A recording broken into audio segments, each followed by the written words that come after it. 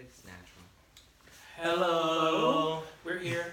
I'm Danny. I'm Tommy. Greetings, James Major Burns. And I'm Trevail. Hello. Okay, so listen. All right, so we're back. Okay. So All right. So we were just sitting here. We're talking about what it's like to be black, gay, and living in Northeast Ohio. Something like that. And so these are our buddies. We've been friends for a number of years. We met through theater, and we were just talking about what it's like, what the biggest struggle is. Whether the biggest struggle is to be a young black man in the current American society, or whether it is to be a young black gay man in American society. All right, so that's the introductions. All right. Yeah. Cool. Yeah. So where did we leave off? I don't even remember. You were saying Suspenders. how. I think you were saying how some of your friends. Public displays of affection and where, depending on where you are, whether or not you feel comfortable doing it, or whether you just do it to feel equal to heterosexual couples who would be doing the same thing. Do you? Well, like once I came out, it took me some years to feel comfortable, and then once I just stopped thinking about it, I just feel natural and normal. It doesn't feel like any odd thing to me. Mm-hmm. And when I get around people who think it's odd and weird, I think they're odd and weird. I'm like, are you serious? It's nothing. Mm-hmm. See, Tommy, for us, it's so weird because people always, like, for instance, when we moved back in with my parents, it was just like, they were just like, well, as long as it was like, we just don't surprise us with anything, but we don't ever, like, we're just not that couple. What do you mean? We don't ever display. It's not. That's what I was saying to you before we started filming. If it's natural to you to be publicly affectionate, then I think just be you, right? Do it comes so naturally. It's not like we don't get offended by public displays of affection or anything like that. But it's just not kind of like usually us as kind of be like extremely. We just don't. It's just not. Public, it's not that we're. It's not that we're not affectionate. Yeah. Just not in public. We just usually don't. But you guys usually do. Yeah, I'm always I can't get a minute. But then it makes me wonder though, like, are we still like being very conscious for everyone else, or is it really like for us? That's a good question because when usually for the two of us are like alone, we might touch each other. I mean, we obviously touch each other, but but we might not. We're not like. Clearly, that's clearly. I say obvious like we had a baby or something like that. But we're a couple over there. We're a couple and we touch each other obviously. But when we're in public, for some reason we just don't. Yeah. Like we were debating. Okay, so everybody knows Tommy and I have been engaged for like 3 years. So you know that we have plans to get married at some point. We were debating on doing a salute, like instead of doing a not like official like lips on lips kiss, we were gonna do a hand kiss. Yes. James is not. No, here's the thing, and we were considering that because we wanted everybody else to be comfortable. Partially because we were inviting people who were on the border, and we were just barely getting them there. Yeah. Okay, so let me talk about my wedding day. Okay, when I was young, I always dreamed of being the bride. That's just what it is. They're the ones who get the attention. It's their bride's day. Yeah. No, I'm not saying I'm not about to come out in a big dress that's supposed to have boobs right here, the sleeveless dress. But it's definitely going to be something extravagant and flamboyant, and it might make other people comfortable. So I've been thinking about it. I'm like, I need to see. I'm like, everybody doesn't need to be there. I even thought about. I'm like, maybe we should just have a few people and have a destination wedding, so that way everybody can't come anywhere. Then I'm like, no, we're gonna we can have our wedding, but I want to know. Like a part of me wants to know like who I should invite and shouldn't invite because I don't want them to come there and feel some type of way and give me any kind of emotion because I'm not having it, and I don't want to have that on that day. Right. Yeah. And I would rather them not come. I agree. If they're gonna feel uncomfortable, but then if they don't come, I'm gonna feel some type of way. So Either way. So not even just because they're making the choice to not come. Well, because that feeling, like, why does it? We have evolved more to that kind of thinking about just making sure that it's what we want. Yeah. And In fact, we minimized it to a minute scale because we were kind of racking our brains thinking, well, should we invite everyone that we would want there regardless of whether or not they want to come and then let them have the power to choose not to come? or should we just invite people who we know would want to truly celebrate? And also be like, you want the right kind of energy there on your wedding day. Yeah. Right. I mean, it's just.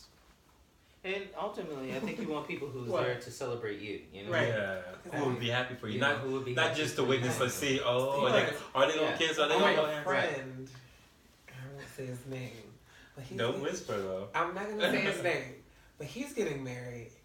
And one day I was joking around with him. I'm like, I hope your family in check because you got a bunch of gay friends, and we're gonna be at your wedding. He was like, I do have to talk to them.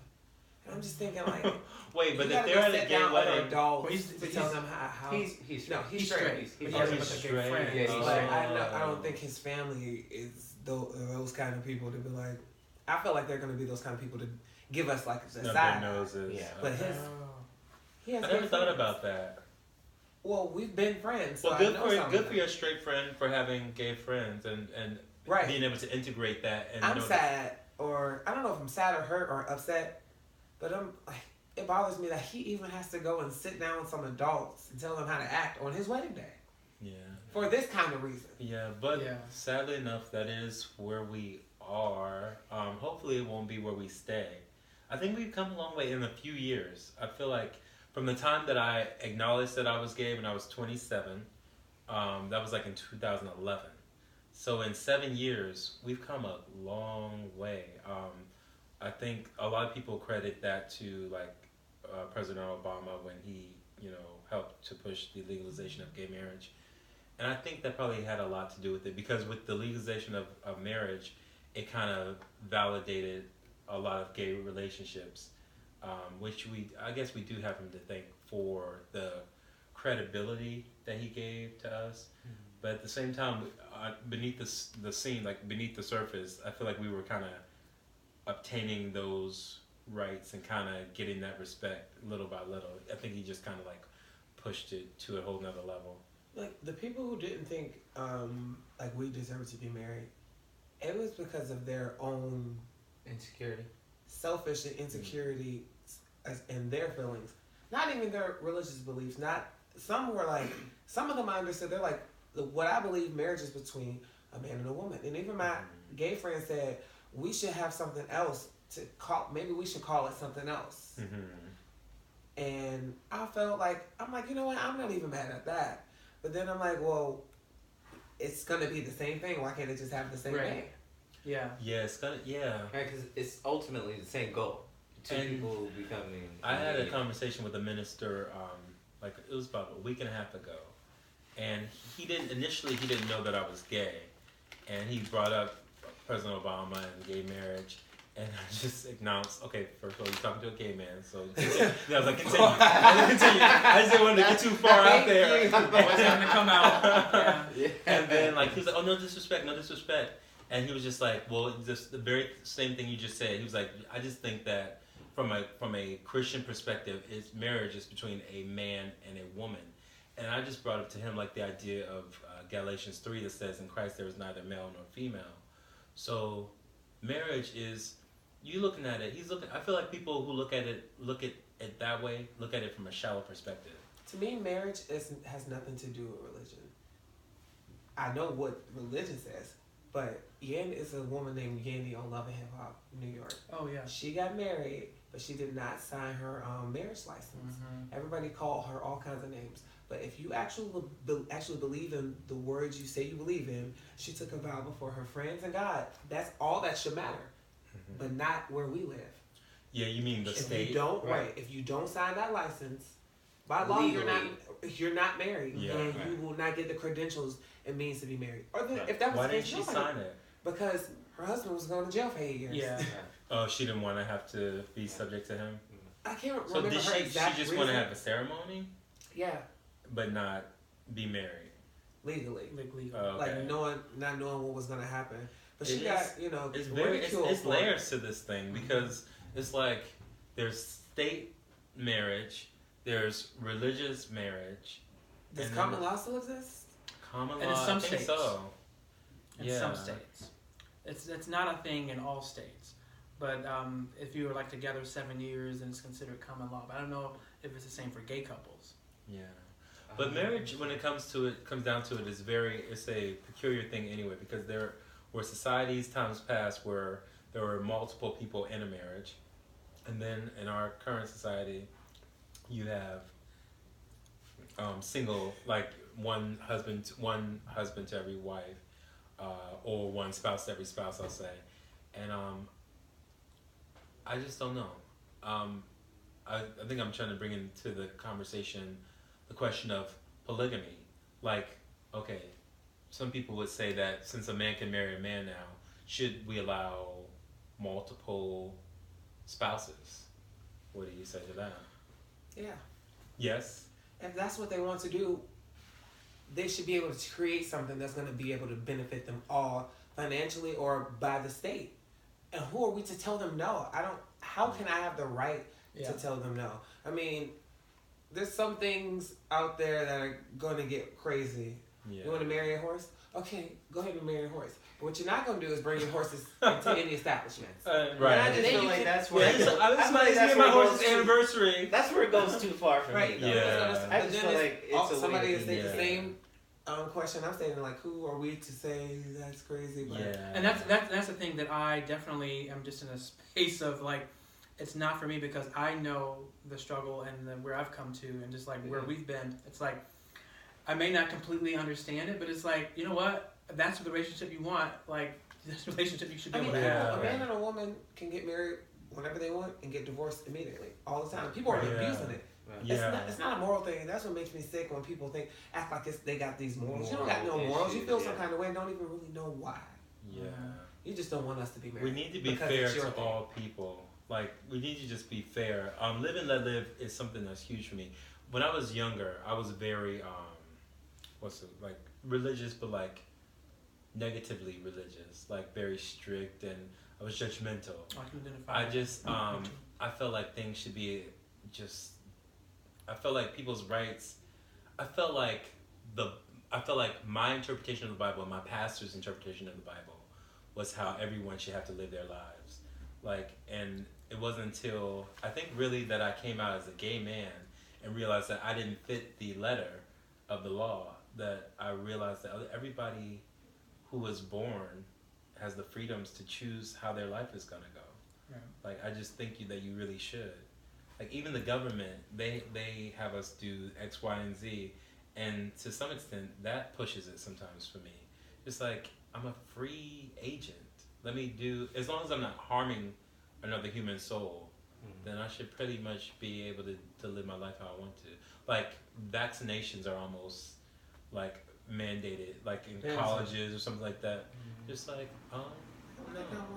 yeah. Or what if I want to, or even healthcare. What if I want to save my money for when I get sick? Right. If I get sick, right. Now I'm penalized by the government because I don't have healthcare. And I get it. When you get sick, you're gonna need help, but everybody should be able to make certain decisions for themselves as a human being, and love especially. I've been thinking about that as far as like when you're when someone dies in your family, that somebody's gonna take their body away and then tell you what happened. Yeah. Not that I'm trying to be all up in there seeing in my parents' bodies like exactly what happened. And you have to go and bury them here.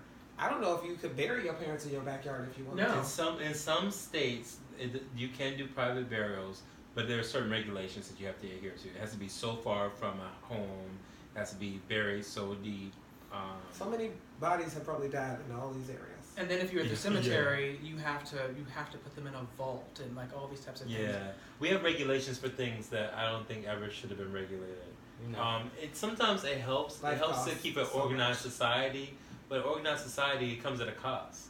Like, so many of our freedoms have been literally stripped.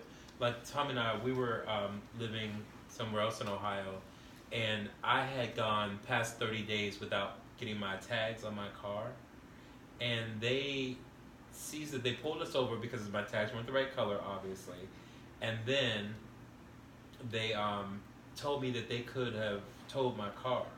Like, we needed to move the next day, so I needed my car to move. They were gonna take possession of my vehicle because I didn't have a tag that said where it was registered. So we were lucky that they were going to give us a $200 ticket. Yeah, instead we got a $200 ticket. I feel like that's such a heavy hand on our lives.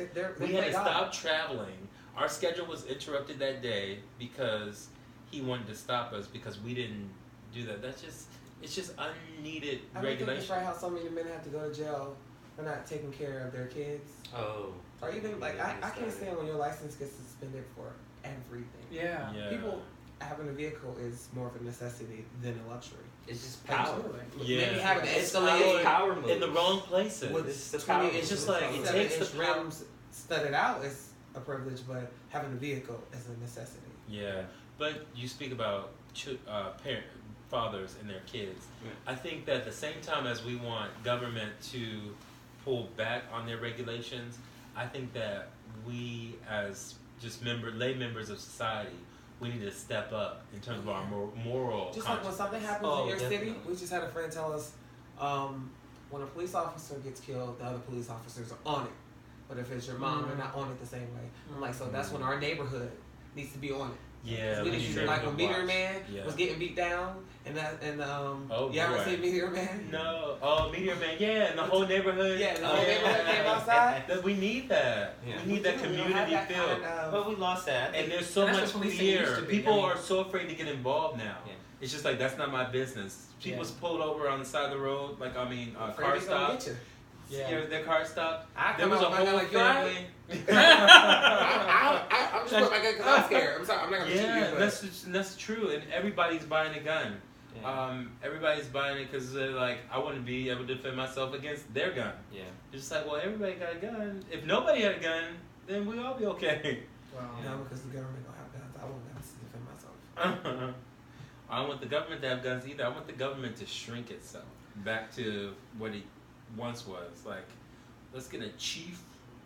We need to get back to the chief. We need to take it way, way back. But that's a pretty good session.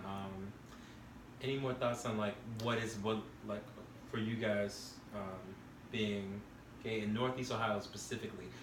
I want to know about like you guys dating, like how you guys, like the story of how you guys met and how you date in this town, in this society. You had a question too. Was it something separate? This is better. What was that timing? Right. What is that? Excuse me. We met like how we met you guys doing theater, and he's seen The Wiz. Yeah, I originally seen The Wiz. He's like, Scarecrow. Everybody, I seen The Wiz. I seen the Scarecrow. I never got to see it. I fell in love with it. So, James and I were in a production of The Wiz. I played the lion, he played the Scarecrow. And apparently, Trevail saw the Scarecrow and was like, nice. Yes, I saw a snack. So. It's from there. Just kidding. No, but I saw him, and then a year later, I got a Facebook message from James, and he asked me if I wanted to sing backup for Cats. I was not originally cast in the show at all. I told him yes. Well, originally I asked him, I was like, well, how do you know I can sing? You ain't never heard me sing before. And he was like, he do look like he can sing. He was really interested in the show. And David, our director, asked us if we knew him. So I assumed he knew him and he knew of him. So I was just thirsty for other people to be in the show. I'm like, we need more men. So I was like, I'll message him. I know I'm Facebook friends with him, and I've been seeing him post about cats. So I was like, I don't know. Why were you posting about cats? Oh, well, I just saw, Cats, the group page coming up. I just saw you were something. Sharing what, the event? Yeah, it was I just saw that Cats was happening somewhere. You were excited. But I used to watch Cats as a child over my cousin's house. They had the DVD. Okay. They had the 1998 version of Cats on film. Yeah. Okay. Yeah, so we were always watching as kids. So it basically revived my childhood memories, and I was like, oh my god, so you're just excited to be a part of the production. So when he messaged you, you just thought, you had seen him when he messaged you, did you know that he was the Scarecrow from The Wiz?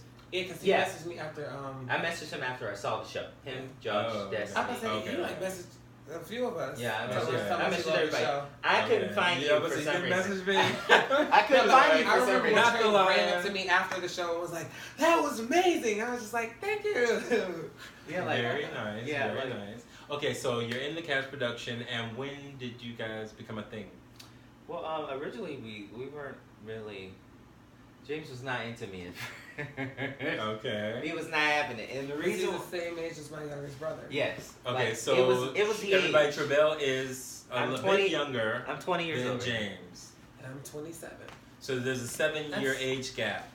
But 6 they're and a both half. 6.5. But they're both young men. They're both in theater. And then so you approached him and you were like, a little young. Oh, I didn't know Trey was gay at all. And I was gonna say that earlier. I'm definitely clock it as soon as you see it, more than you guys are. Wait. Like when people see me or hear me, they know I'm gay. Oh right. And they assume Just by because of the way that assume. you. they assume by The way I the voice. speak. Yeah. I don't think I'm. And like, then it's the just- entire. You're a clearly. good frontline You know. representation, by the way. I don't mind. So in the gay community, you have 4 categorization. You have your gender, your sexual identity, your sexual orientation, and your sexual expression or gender expression. And I love your androgynous feel, and that I think causes people to assume that you might be gay. Right. Whereas and I people need people to know that. First off, people don't even know what gay means to them. They don't understand it. Like, because clothes don't make a person gay. A straight man could wear this, and you're gonna assume he's gay because of what he's wearing. And to me, that's and gay is stupid. more so a sexual orientation thing. Yeah, it's like That's a the feeling. bottom You line. know, it's an emotion. It's an attraction. I think it's more emotion Attraction. than sex. Yeah. I think so too. I came into that realization. For me, when I was younger, I thought it was just my attractions. But then, after being in a couple of gay relationships, then I realized it was more emotional. I think it's the Totally. emotional intimacy and not sexual intimacy, but that feeling you get.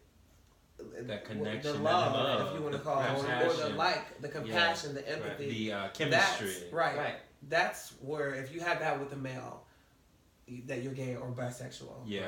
I don't even sexual attraction also, but to me, Yeah. the emotion, because I agree. sexual attraction, just like when you're kids, you gonna just like when they say dogs, they wrestling and fighting, they learning how to hunt with each other. Mm-hmm. Kids learn how to discover their sexuality with each other. Yeah. Unknowingly, I mean, because we don't know, we discover like our first instances with our cousins sometimes, whether it's your younger boy cousin or younger girl cousin, because you're growing up together, and then when you get to Or closer to that classmate. stage, they tell you, y'all stop playing like that now, or you go put something on around the house. Now your cousin getting older, she got chest now, she getting, you gotta wear some pants now. Yeah. Yeah, we learn these things. But I completely agree with that, so much so that, like, if, let's say, for example, if you were to have an affair, it would bother me more if you had an emotional connection with someone else in that way, as You see it all the opposed time. to Do you love her? right. Yeah. No, I don't love her. Yeah. Yeah. But Why see, is for it- me, it's like it's both. Cause like, Well, I mean, the other one matters, but you're not gonna it's check more out fleeting. physically or Yeah, it's more emotionally. fleeting. I understand. It's like if you're saying. gonna be able to fix one, it's definitely gonna be able to fix like, oh, you're out here just having sex because you're not pleased, and you just gonna run off. But if you've fallen in love with Right. someone Right. else, you Yeah, have some sort of that's true. completely that's It's different. more involved. That's when I feel like maybe that person, like I ain't never been through it, but I feel like if a person is just cheating for sex, you would, if they're cheating with emotions, that's where the disconnection probably will come in. You would That's definitely true. be able to tell then. That's that's true. Absolutely. But okay, But so maybe we not were active. in Cats. We were younger, and then what broke you down? Oh, he's consistent.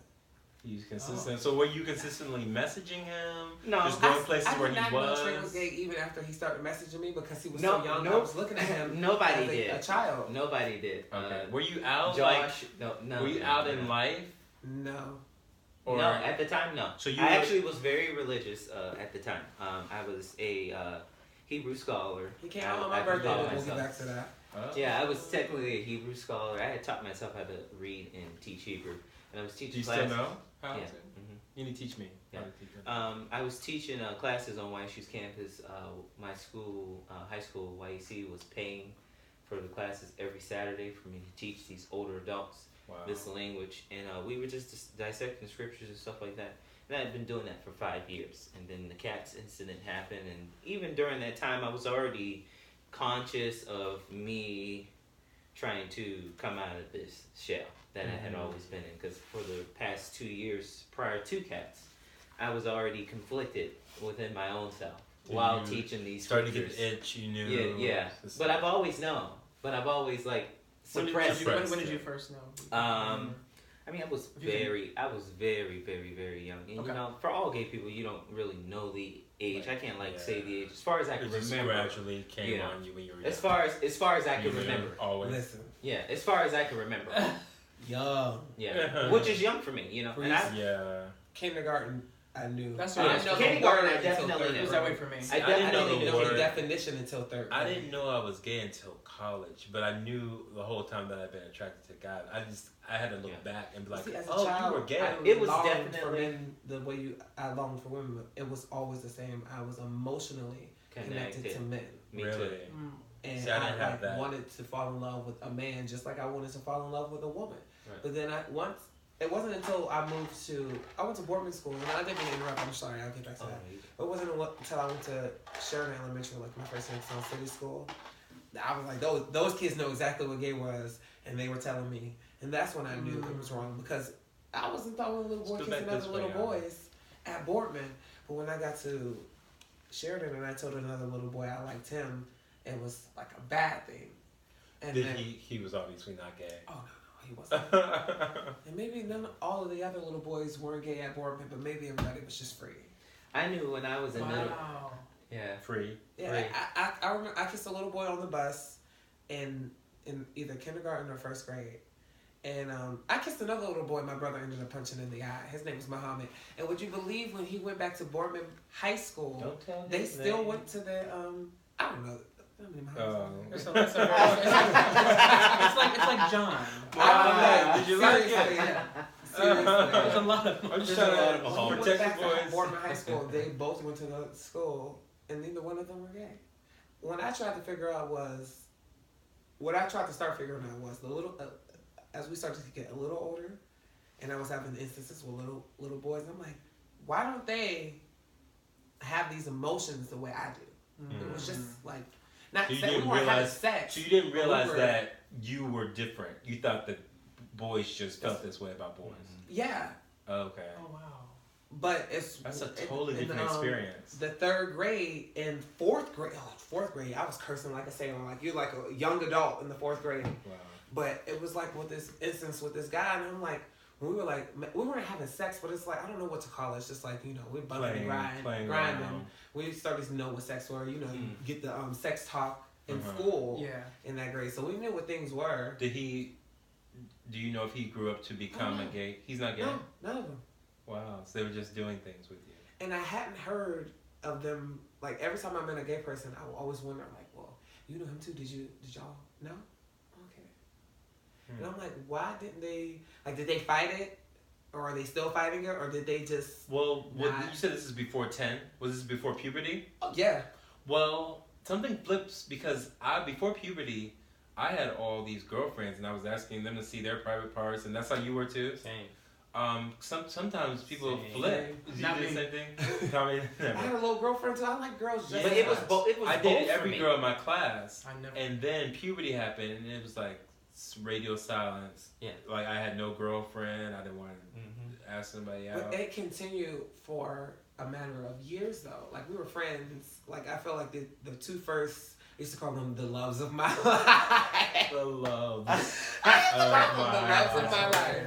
From like it was like the first guy was like 4th grade to 6th grade, and the next guy was like 6th grade to like the summer, like 6th grade to 9th grade actually, and still not gay. It was after puberty, but like there's just not gay, got children, and I wondered, I'm like, They got children. They both got children. At least the one guy. The other one, Okay. He actually went crazy. He like in jail or something. Okay. He was always bad, but I heard somebody like slipped him something in his drink actually, which was unfortunate. But the other guy, I felt like he had an emotional connection with me, and once I realized one day, I'm like, I think he likes me because every day he would come home, he would come right over to my house, and I didn't like like sports, playing like rough sports. Uh-huh. And I'm like, no matter like who else was outside, like he kept coming over to my house, and I was like, oh, he really likes me too. Yeah. And I was like, oh, thinking I found another little boy who likes me like I like him. But I think I don't know if he ever grew up and thought about it again. I knew one other guy who said like he had a moment with him too. Mm-hmm. But it's the only ever time I ever met like anyone else. So I'm like, I always wonder like, was he like more fluid than he liked to believe? Possibly. Or was it just like a sexual thing growing up? Because I had instances with a bunch of little kids like that who grew up not to be gay at all. Yeah, same. And that was like with the Little League football team. Like we would all stay over each other's houses before the Saturday game at Mill Creek Park. What's that field down there? Bonnie Rogers. Yeah, we would always play football and stuff like that. But we would have these big sleepovers. Like my older cousins taught me what masturbation was. Was that them being gay? Same. Or teaching me the way they'd be in a room doing it. Watching the midnight porn. I think a lot of heterosexual guys do that. But I think that a homosexual person could very well be in those settings and just kind of fit in and just be in their heaven. Like where the other guys are just like, just like one amongst the guys, just like looking around like, what you looking at? Right. Oh no, I was just looking around. Maybe. I never had the experience. I was never privy to any of those sessions. I'm telling you, 4th grade, 3rd grade and 4th grade, that's when I was like, I'm like, okay, I'm going to hell.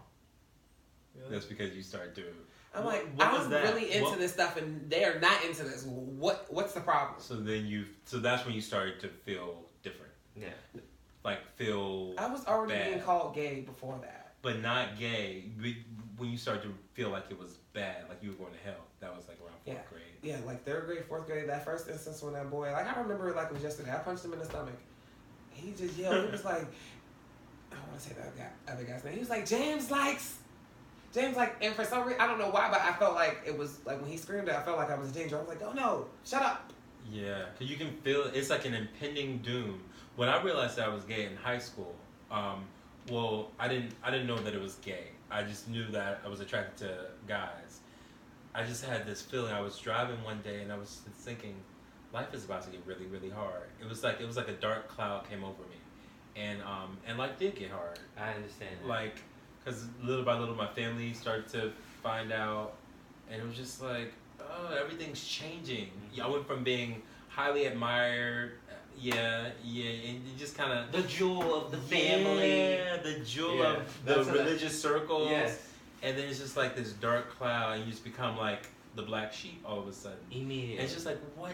And all that happened was people found out something that was always true about me all along. That they knew. That they already knew. And that was my thing. But sometimes the acknowledgement of it, it's like in my church, the church that I grew up in, it was the audacity to say that you are what we know you are. Right. It's like, what's the problem? Wow. And then to live that. Don't acknowledge it and don't live it out. To a person's mind. Yeah. It's like, don't you dare drink that water from that cup. I don't care how thirsty you get. You don't need that water. Yeah. That cup is not sitting in front of you. Yeah, but there's a cup now. I'm gonna think I'm crazy. Your science and your biology is saying drink. Right. You need to drink, or you're gonna die. This is drink table or you're here. gonna die.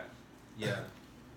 Yeah. But we got to get to how you guys became a couple. I'm so sorry. I was talking about that too. That's where part of my anger comes from today, because I'm so mad. I'm like, how dare you let me live my whole life? It's crazy making behavior. It really is. And my stepmom told me, she was like, it's not for us to tell you who you are, it's for you to tell us who you are. And I'm like, but still, like, we could have had a conversation and make me feel like, or just let it be known. My dad used to ask me all the time. Really? And when you told him no? I kept telling him no. I thought he was trying to trick me to kick me out. How young were you when you first asked you? Around. Was it like junior high? Yeah. So wait, so he would ask you and you would say no because you didn't want to get kicked out. That's so sad. Well, I had a family who was pretty accepting, but I had a similar thing where people were like asking me, and I was, no, heck no, oh no. I remember I was in the 7th grade. I went to Rand Early College. It was the first year that we opened it. Okay. After Rand, the high school closed down, we took the funding and created this school. And this was the school that prepared you for Youngstown Early College. But anyway, I had a girlfriend. I liked her, but her best friend liked me. I denied her best friend. Okay. And I dated her. Well, as I started dating her, we were dating. I remember going through the lunch line, and we were at Shoffen, however people pronounce it. We were going through the lunch line at my tray, and she asked me, as we're actively dating. Your girlfriend asked my girlfriend asked me if I was gay. Oh boy. So that's when I knew it was a problem. Yeah. I'm like, what am I doing? I'm not hiding this as well as I'm not hiding it. No way. Y'all you remember are that my little girlfriend. game? It was a little trick they used to say, you gay? You like, no, they be like, your mama know you gay? You're supposed to say, I'm not gay. You're supposed to, but you say no? I used to be terrified for somebody to ask me that. Oh, I'm like, I can't hold it. I can't hold it. I can't. They're going to find out. Everyone's going to find out the world's over. Isn't that so sad? It's like the witch hunter. It's like you have, it's like your Harry Potter. You have the secret, and it's like somebody's gonna find out your secret. Before my dad started asking me, he used to tell me to stop cackling with them girls. That was him telling me. That's how I was feeling. That was him telling me not to be gay, or I know you gay. My dad would say hands, because if I had my hand, I had 3 older sisters, and I would just rest my hand on my hip. And he would say hands, and that meant take your hands off your hip. Or if I was talking too much, my hands, and that means put your hands down. And he would say it so often, I would just have to like. And he didn't know that he was like, he didn't think that he was harming me or anything like that. He called himself helping me to fit in with society. That's the kind of thing, like, I think about that all the time. And yeah, so you get real stiff. By the time you're in junior high, you don't want to walk with any switch. I'm gonna tell you now, before I graduated at YC, I used to always, I remember my junior year, I was out on campus, and I would always walk up the hill to go up to the buses every day. Leaving to go home for school, and I would be walking behind all the dudes, and I would be imitating their walk, mentally making myself do it. And now it gets me emotional because I'm like, why would I? I'm literally trying to walk with that how little old did you say you were? I tell Trey now he walks where? I had to be like 17. Wow. And do you find that sometimes you are conscious of how you are moving physically now as an adult male? Like, do you still find yourself consciously like thinking about how you're moving? I would say for me, like sometimes I like to be dainty. I'll just be like this, but then sometimes I like sit like this, and then like it's just how I feel in the moment. Like it makes me feel good. Okay, that's good. For me, like I'm consciously trying to unlearn all the things I did to cover up natural movements for me, because like I became a robot. I literally became a robot, just trying to. Just everything. So just imagine that as a 7-year-old. That's crazy. That's amazing. When you understand that, you don't know who we could have been. Right. Yeah. Right. The freedom, and that's why the greatness we could have been. You guys watch our people. Listen, I feel like I'm on a journey to rediscover myself at 7, pretty much. Reconnect with that. I'm reading this book. I just bought this book. It's called I Am. Oh, I've heard of this. And one of the quotes I just told James. It said. Who's it by? I forgot what this guy's name is. I literally just bought it 2 days ago at Barnes & Noble. It was like $17. You should get the book. It's very good. I Am. Okay. But he, right on the first page, it's like the introduction into the book, he has this quote where he says, truth is not found, truth is allowed. Ooh. Truth is not found, truth is allowed. And then he also went down to say, he said, to know thyself is a birthright. And when he said that to me, it almost like it resonated. I'm driving on the freeway and I'm just all emotional. It's an audiobook? Yeah. No, it's not an audiobook. It's a real book. But so you're driving and you're reading? No, I had read it and then I was driving thinking about it. Yeah. I'm like, I was driving and thinking about it. You were driving with the whole book? No, okay, so it hit you as you were driving. It hit me as I was driving, and I was like, to know thyself is a birthright. Wow. And as a 20-year-old young man, still trying to develop himself and discover who he is, not just as an artist. And discovering who he is and finding himself earlier than me, so he can be happy. And I respect that. That's a gift. Yeah. I respect That's that. a gift. I respect that. But at the same time, it's a fine line because you have to allow him to discover it. But I respect it wholeheartedly. Yeah. I respect it wholeheartedly. Yeah. Absolutely. But to know thyself is a birthright, and part of me feels like my family that's love. has stripped it away from me, because for so long I felt like, and I love all my family who's gonna see this, of course, but I do feel like as a young man growing up, and like my family, when I came out in 2015, when I made a subconscious posts about. Segue back to how we met. Or we went through Cats. Trey kept coming up to me the first time. It's so much. It's just so much. It is so much. It is so much. He first told me he didn't tell me he liked me. He told me he was like, I like you a lot and I want to be in a relationship. Like the first time he told me he had any emotions for me. I'm like, what? And Josh. Sorry, Josh.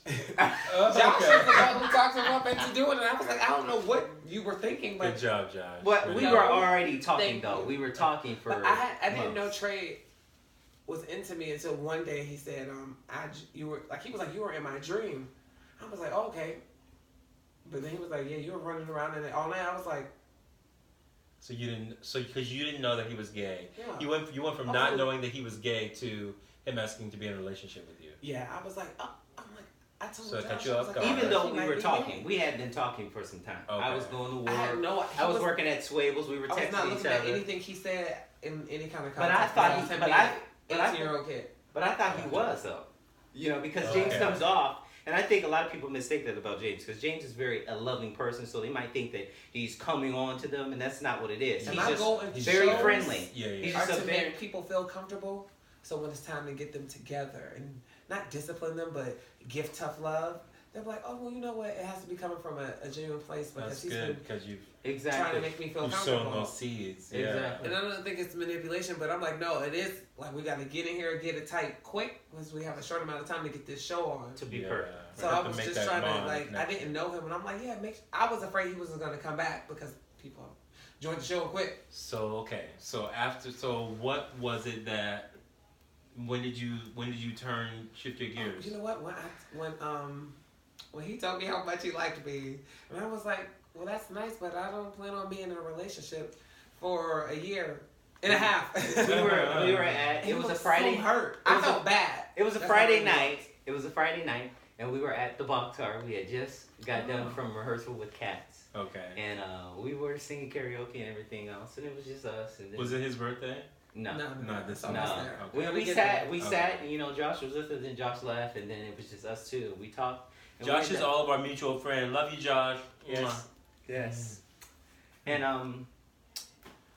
after we did that, we ended up talking till like 2 a.m. in the parking lot.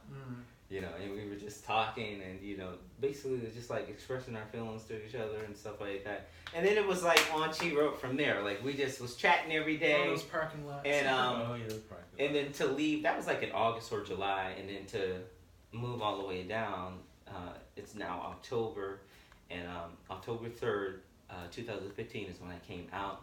I had been antagonized.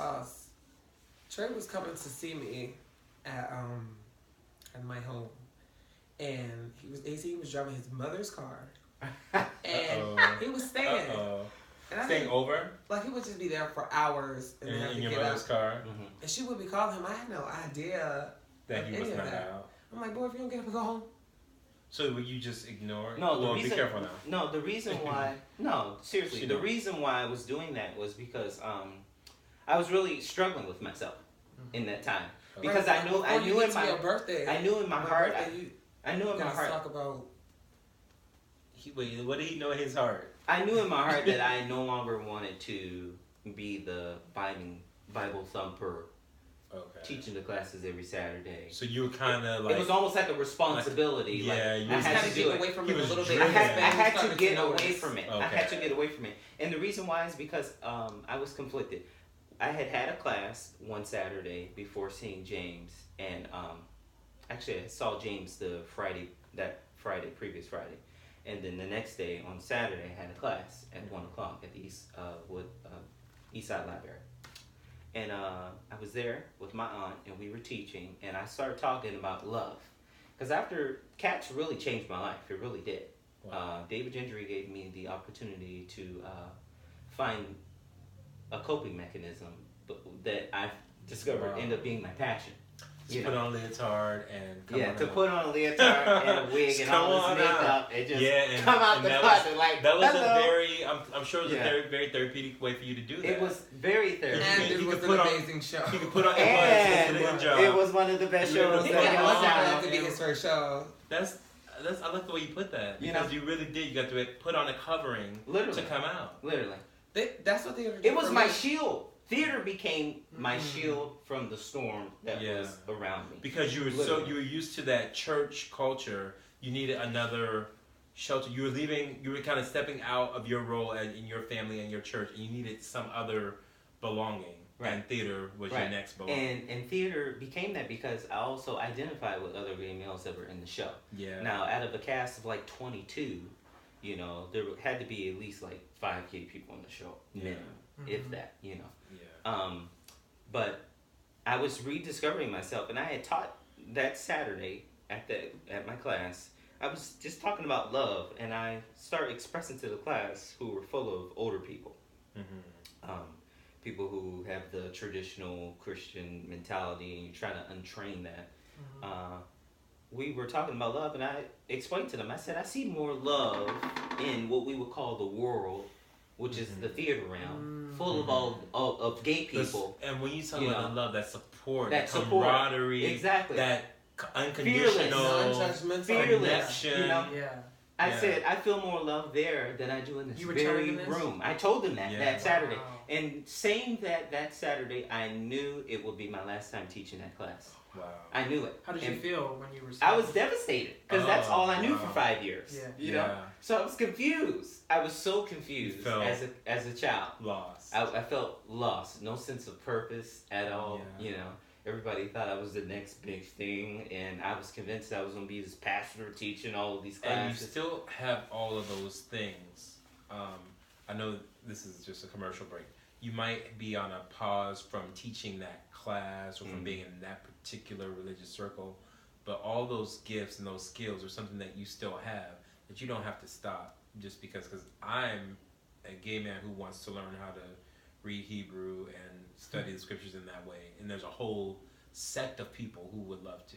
So, because a lot of times we think that we have to give up our spirituality just because we gave up our religiosity.